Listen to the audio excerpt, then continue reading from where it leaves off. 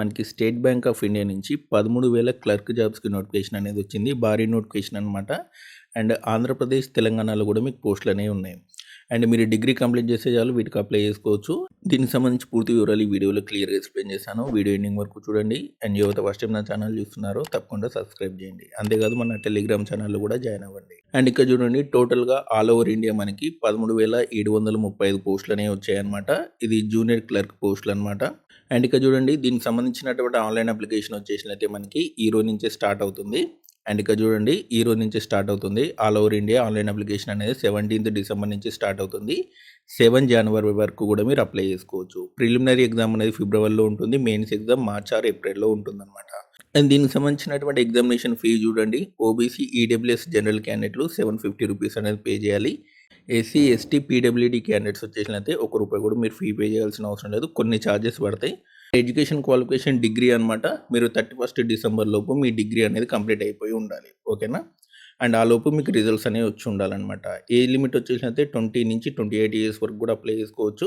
SC, ST వాళ్ళకి 5 years, OBC మనకి 3 years, PWD క్యాండిడేట్స్కి 10 ఇయర్స్ వరకు మనకి ఏజ్ రిలాక్సేషన్ అనేది ఉంటుంది. అండ్ ఇక్కడ చూడండి స్టేట్ వైజ్ వేకెన్సీ ఎన్నెన్ని ఉన్నాయో ఇక్కడ మెన్షన్ చేశారు. మన స్టేట్‌లో ఎన్ని వేకెన్సీ ఉన్నాయని నేను చెప్తాను చూడండి. తెలంగాణ వచ్చేసినైతే మనకి 342 వేకెన్సీ ఉన్నాయి. అమరావతి ఆంధ్రప్రదేశ్‌లో వచ్చేసినైతే 50 వేకెన్సీ ఉన్నాయి. అండ్ ఒకటి గుర్తుపెట్టుకోండి మీకు లోకల్ లాంగ్వేజ్ అనేది వచ్చి ఉండాలి. ఓకేనా?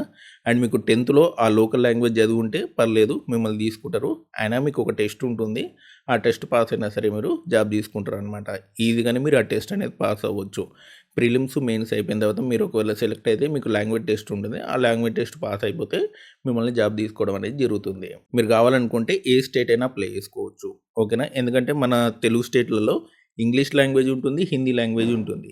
ఈ లాంగ్వేజ్ ఉన్న స్టేట్లు చాలా ఉన్నాయన్నమాట. అక్కడ కూడా మీరు అప్లై చేసుకోవచ్చు. అండ్ ఇక్కడ చూడండి ప్రిలిమినరీ ఎగ్జామ్ 100 మార్కులు అనమాట. ఇందులో ఇంగ్లీషు, న్యూమరికల్ ఎబిలిటీ, రీజనింగ్ ఈ 3 ఉంటాయన్నమాట. 1 అవర్ ఎగ్జాము. అండ్ ఇందులో నేటివ్ మార్కింగ్ ఉంటుంది 1/4 అనమాట.